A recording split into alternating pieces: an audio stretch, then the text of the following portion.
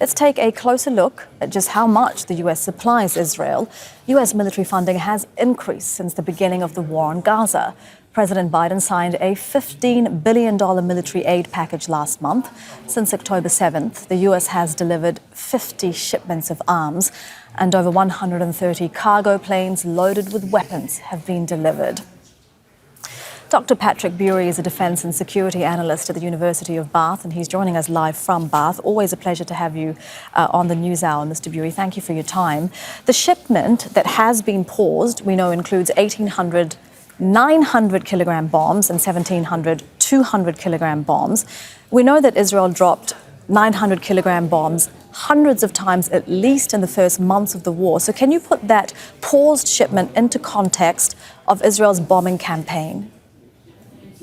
Good afternoon, Elizabeth. Yes, these you're talking in kilograms. They're like I'm a former military, and in the military, especially the US and Western militaries, they're referred to as like 5 pounds. So 2,000-pound bomb has a lethal blast range of about 1,000 feet or 300 meters, depending on the environment it's dropped in. And the smaller 500-pound bombs could be about 250 feet. So, in terms of 80 meters or something like that. So especially the 2,000-pound bombs, they're extremely large pieces of ordnance. For example, in Afghanistan, when we were serving there, we would usually, if we had to use them, we'd use a 500-pound bomb. The 2,000-pound bomb is really big.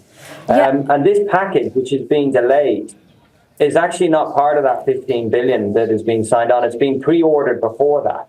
And obviously, it's the US is focused, as Defense Secretary Austin said, on these large ordnance, heavy ordnance items, which they see as Israel using mainly offensively, and are incredibly worried because they've seen the evidence of them being used against civilians. So they're saying, well, we're not supplying that now, given we have major concerns about how you're going to go into Rafah. And as we've just heard from Mohammed, it seems like the politics, the internal political divisions in Israel, they're not even sure exactly what they're trying to do. Seems like they're trying to calibrate some side of action in Rafah, which is a bit more targeted and taking control of the crossing, with also fighting and talking and negotiations in Cairo. Yeah, incredibly difficult to calibrate, of course, because we know of the divisions in the Israeli government and the war cabinet since the war on Gaza began.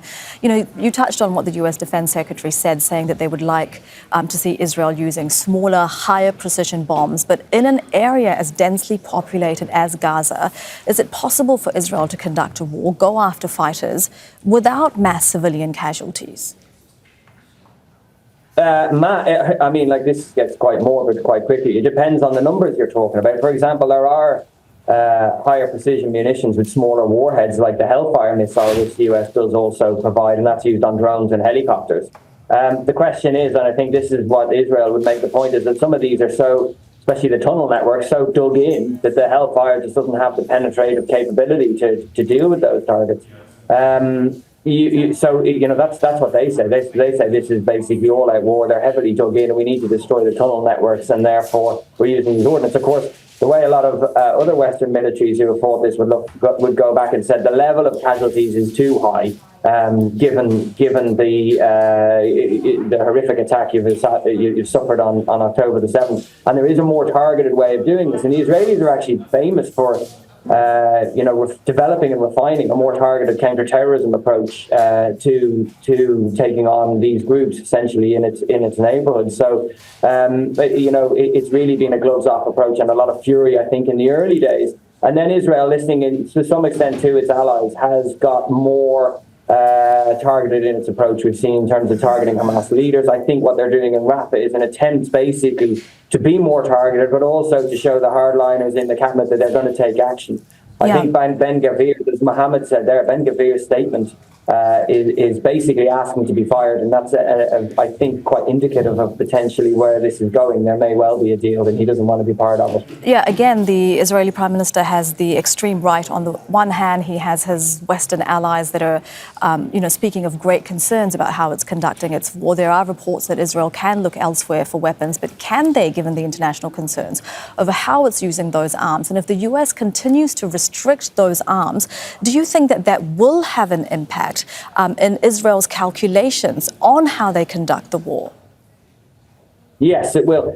And, unnamed US officials have said if they go into Rafah in a major way, I launch another full-out offensive, this won't be the last of the delays or the pauses. So the question then is, and of course, if you go in a large offensive like that, it's got a high operational tempo. You're burning through your munitions very quickly. And Israel, as far as I'm aware, doesn't have the capacity to generate its own bombs, for example. If they're going to use these, you burn through them very quickly. And I think that is going to be a major consideration, because you're immediately talking to your generals and going, well, how much and how long can I go for? And what are the repercussions if we run out? So I think it does have major repercussions for the military planning part of this. Dr. Patrick Bury, thank you so much for your analysis. Make sure to subscribe to our channel to get the latest news from Al Jazeera.